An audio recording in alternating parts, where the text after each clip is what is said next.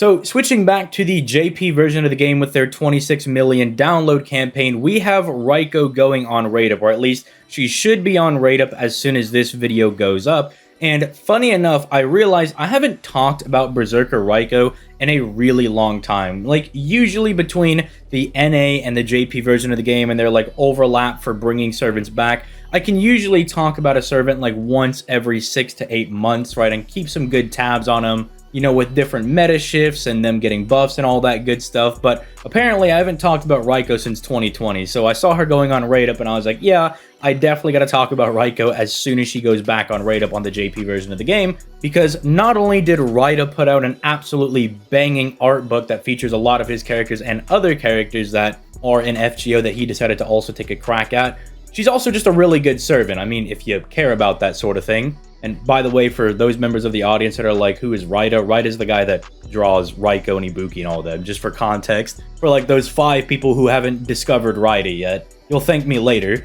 But anyway, we're going to talk about her in today's video because she definitely deserves to be talked about. I mean, even for a year 1 servant with pretty minimal buffs that have been given to her, she's an exceptionally powerful servant. In the same vein as someone like, say, Merlin and Gilgamesh, right? Where like you see that Gilgamesh got some buffs, but they don't do a lot to him because he's really easy to make extremely broken if they give him something too good. Raikou's very similar. Raikou could become one of the best servants in the game overnight with like very small buffs because she's already exceptionally powerful and very self-sufficient. But before we begin and, you know, start talking about Raikou and everything, make sure you leave a like on the video and you subscribe to the channel for that sweet daily FGO content. I have a new series that I may be planning on double uploading on specific days, so keep your eyes peeled for that. Also, if you want to see me play FGO live, you know, summon, discuss things about FGO and things not related to FGO as well, I stream every weekday starting at around 6 to 7 p.m. Eastern Standard Time.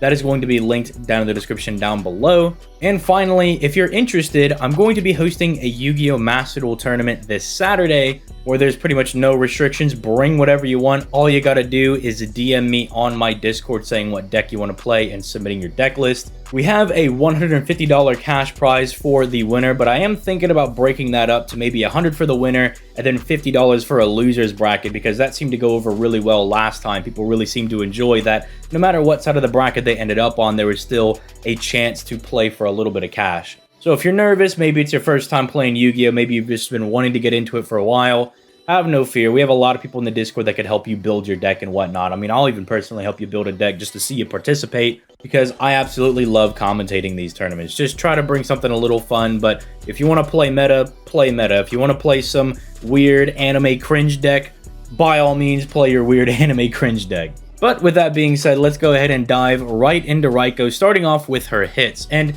this is kind of like the baffling thing. I don't know how Raikou as a year 1 Berserker got away with a double buster, double arts deck. Because if you don't know, year 1, they were pretty set and like keeping all of their different class servants like pretty consistent. Like Lancers were pretty famous for having double buster, double quick, 1 arts card. Casters were really famous for having like a triple arts deck. Berserkers were really famous for having a triple buster deck, right? So they could do the smashy smash and do as much damage as possible. But Raikou, though, it seemed like they were kind of taking a bit of a different turn with her, because if you know how Raikou plays, she's a very self-sufficient crit berserker, right? She's able to provide all of the stars for herself, suck them back into herself with one of her star weight skills, do some nice crits, but they also wanted her to have some level of looping ability, right, and being able to get back to her NP. And so they gave her double arts cards, and pretty good arts cards at that. They have very high hits at 4 hits apiece.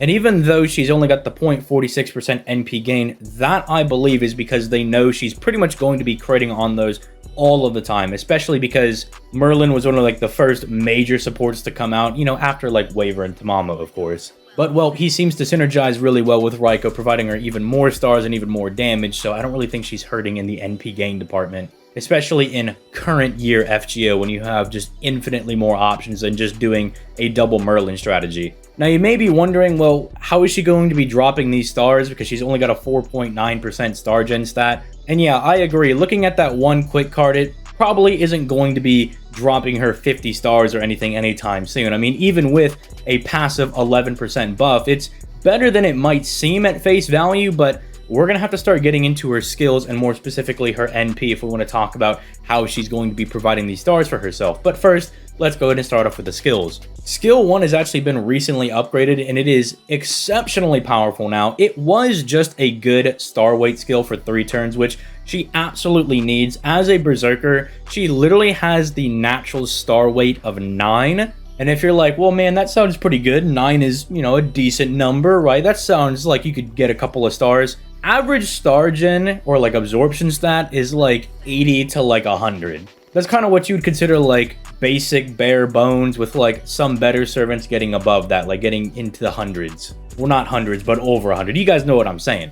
So her having one of 9 to prove a point is not very good. That's why she has a 6,000% star weight buff. That's also why someone like Jalter's, you know, star weight skill is insanely high as well. It's to kind of guarantee that they can get those stars. And the funny thing is that if you don't have enough stars, sometimes they can still like lose them to people. It's kind of funny to think about, like with the 6,000% star absorption stat, you can still lose the stars potentially, but for the most part, this is going to lock down her ability to get those stars. With the buff, they actually tacked on a 60% crit buff that lasts for 3 attacks for 3 turns. Again, still on a low 5-turn cooldown. Just feels like they maybe shafted her a little bit by making it attack-based, but I see what they were going for because they made it higher than the average 50%. Because usually when it comes to crit buffs, they give them like a 30% to 50% if they're just going to give it to them for free for 3 turns. Once we start getting to like 60 and even up to like 100% crit damage, usually it has some restriction like this. Because it still has like the 3 turns on it though, that does mean that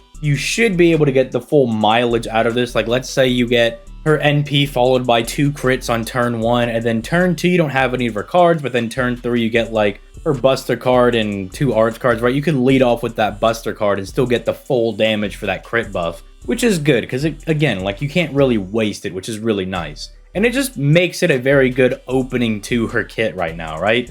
It gives her the ability to actually fight for those stars that she's going to be working really hard at generating, and then it lets her get some oomph behind those crits that she's going to be doing. Moving into her second skill, this is still like one of the weirder skills in the game, just the way that it is built. Because first and foremost, when Raikou came out, I mean, it wasn't uncommon to have a servant that had like a big mana burst tied to their defensive skill, right? It was supposed to make you think, do I want to use this skill now for big damage, or do I want to use it maybe later for survivability? But the odd thing is that unlike people like, say, Jalter or like Jack, who had similar buffs, for whatever reason, Raikou only has a 30% Buster buff, while like all of these other servants had like a full mana burst, which is 50%. It's still really weird. She does still do really good damage, but it's like, why they felt the need to kind of like just needlessly shaft Raikou? Again, probably because of what her third skill is, which we'll get into in just a second, but it's very, very strange. Like, I've still never understood where they were like,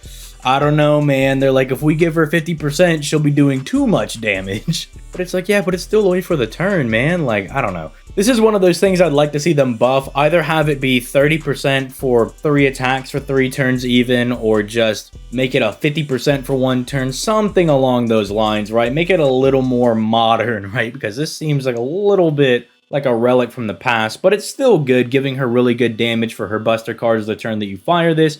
And it also keeps her alive as a survivability skill with that evasion. So it's not a bad skill per se, but you could just definitely tell that it's a little bit more dated, more so than some of these other skills that also tie in your damage steroid with your defensive skill. But finally, there is her third skill. This is pretty much what is still keeping Raikou in the game to this day. Her third skill is basically a triple special damage mod. The first damage mod she has is a 50% buff against demonic enemies. Now, here's the crazy thing about this. You're seeing probably on screen right now the demonic enemy servants, right? Not a whole lot of them, right? But the funny thing is, Raikou's a berserker, so she can fight anybody on this list, pretty much aside from Koyenskaya of the Light. Or Darkness. I get them mixed up sometimes, whichever one is the foreigner one, basically, right? You guys know what I mean. But that's pretty much the only person she can't fight because of, you know, class disadvantage. Everyone else, fair game, right? You could beat up anybody else here because Raikou's a berserker. Even though it's a small, limited pool of servants, she can clap up anybody here. And then also keep in mind, there's a lot of demonic trait enemies as well, from like your skeletons to your werewolf people, the squids, the weird Eldritchy people from Salem. You know, there's just a lot of enemies in the game that have the demonic trait aside from servants, and it makes it a really good damage mod. And even that by itself would probably be fine, but then they were also like, all right, here you go. You can also have a special damage mod against servants that have the earth or sky attribute. Now this one is a little bit more important because there are normal enemies in the game that also have the earth and sky attribute, so you won't be able to use it against them. But again, still not bad, because if you look at both the earth and sky, again, should be like on screen right now, or should have already been on screen, something like that. They're both pretty decent chunks of servants, right? But again, she can take on any of them because she's a berserker. You know, she has type advantage against everyone here, which is what makes it so crazy. Like if she was, I don't know, a rider or something, it would still be good, but it wouldn't be as nutty as just being like, yeah, you see like these 3 lists of people, right? Like these 3 groups, she can clap up anybody there. Anybody there except for like the 2 foreigners, she's got 3 reign on all of them. That's kind of what keeps Raikou insane and still in the game to this day. I mean, people even try to do farming setups with Buster farming with Raikou because she is just that good. Like, she hits so many people and so many random just filler enemies, right, that she's really good for that stuff. Like, people will be like, you know what, I'm gonna have like Oberon or Koyenskaya clear wave 1, and then I'm just gonna try to like have my Raikou do waves 2 and 3, right, which is a valid method of doing Buster farming, right? You don't need to loop all 3 waves. You can have one of your actual supports take out wave 1 and then use someone like Raikou for 2 and 3, which, given again her 3 special damage mods, might actually be worth it because she's going to smack those enemies for big boy damage. And I guess we can already just go to the NP in the sake of time. I don't want to drag out the skills too much, even as insane as they are. But it's also because, like, the NP itself, aside from the overcharge and the fact that it's got 7 hits on it, really isn't anything that special. It's been upgraded to give it a little bit more damage, but you can tell when they buffed this skill that they really didn't want to do a whole lot to it because they didn't want Raikou to be too broken. I mean, they literally just slapped on reduces enemies' critical attack chance by 20% for 3 turns, which you guys always hear me say is like one of those things that's nice to have in your kit, but like you don't really want to see it, right? It's nice because bosses are going to like try to crit you to death. And so it's nice to kind of have some kind of wall against that. But still, you'd rather that be like an additional 20% buster buff or like more NP damage, more crit damage, stuff like that. And so they literally basically didn't do anything to the NP aside from give it better damage, because, you know, when you upgrade an NP, it gets higher damage scaling. And that's about it. It's because it's already pretty insane as is. She gives herself, at bare minimum, a 100% crit star generation buff the turn that she activates her NP, and it actually procs before she does damage, which is good in the same reason that, say, like, Iskandar and Emiya's NPs are really insane, because they both do a similar thing. They have high hit buster NPs, although Emiya technically also has an arts NP, but then they buff their star gen rate by so much that whenever they fire this high hit buster NP, it might as well be a star bomb, right? Because you just drop so many stars with it. And it starts at 100%. Again, you guys have heard me say that, like, with Himiko, with Morgan, the Buster meta is developing this niche for being able to abuse overcharge. And so if you can get her to like 200 to 300%, you can crank this up to a more insane degree and have her just bombing 50 stars pretty much on demand. Like, Raikou can get really insane if you want to lean more into her NP. I don't know, it's just still kind of the reason she's still a little bit nutty, because she's like super self-sufficient. She gens her own stars. You know, she's got the good special damage mod. She can fight for the stars, give herself a crit buff, has some metric of survivability between, I guess, the crit down thing on the NP plus the dodge. And it just makes her like a really solid servant. Again, something that I will always tell you guys is that, like, when going for a servant, you want a servant that's already good, because you don't want your supports to be playing babysitter to the servant you want to use. You don't want to be trying to use them to fix the problems of the servant you're buffing. You want that servant to already be good and standing on their own so that your supports make them even better. And Raikou is one of those servants that does stand on her own. She's got the basics completely down. I mean, sure, they could give her like a little additional stuff here and there, like maybe tune up the buster buff a little bit, maybe throw like a 30% battery or something her way. That could be really nice. But for now, she's still pretty good. Like, it's not like she needs it. It would just be really nice. And so is Raikou like some must-summon servant? Absolutely not. You have other really good Buster AoE options. You've got Arjuna Alter, you've got Morgan. Man, if you're free to play, you could use Spartacus, right? But if you do have Raikou, she definitely gives you a lot of flex spots when you're building a team